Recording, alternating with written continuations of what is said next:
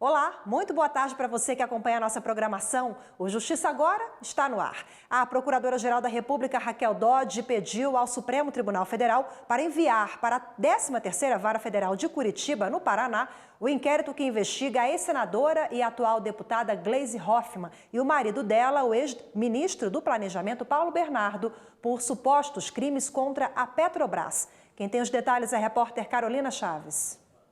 Gleisi Hoffmann e o marido, Paulo Bernardo, que foi ministro do Planejamento, são acusados de praticar crimes contra a administração pública e lavagem de dinheiro contra a Petrobras, BNDES e Ministério do Planejamento, Orçamento e Gestão. De acordo com a denúncia, os dois faziam parte de um núcleo político de organização criminosa.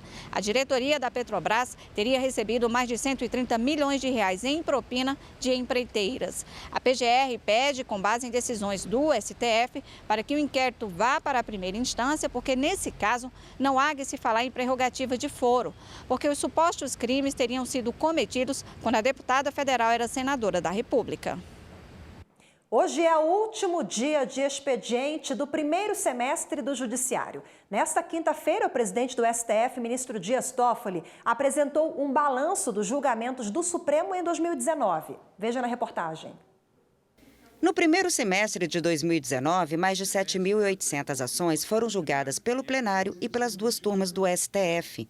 No total, foram realizadas 63 sessões plenárias, 2 solenes, 40 presenciais e 21 virtuais, nos quais foram julgados mais de 1.600 processos.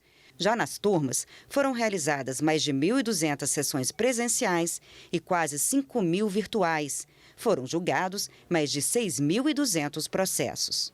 O desafio é apresentar uma Suprema Corte no mundo que tenha, num semestre, julgado tantos feitos.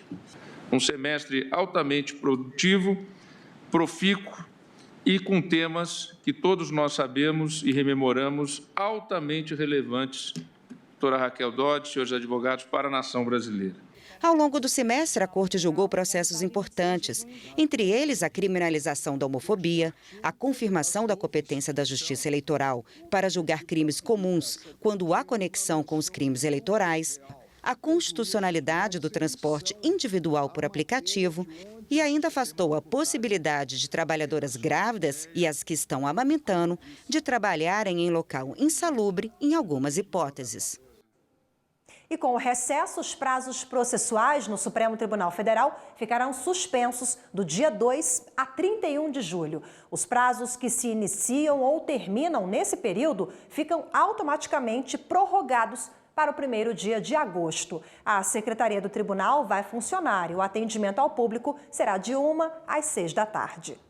E uma empresa de Minas Gerais conseguiu na Justiça que a penhora de pedras preciosas seja aceita como garantia de execução fiscal pela Fazenda Nacional.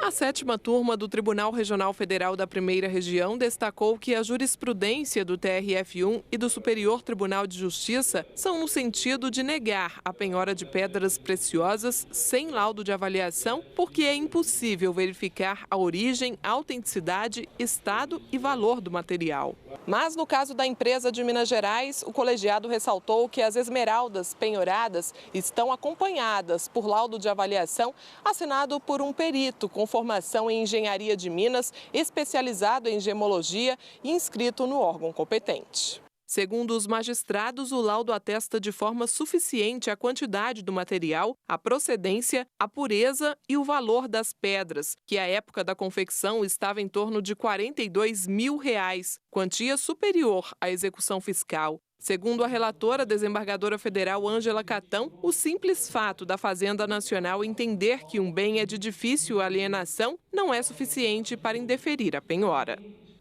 Esta edição do Justiça Agora fica por aqui. Um ótimo final de semana para você. Tchau!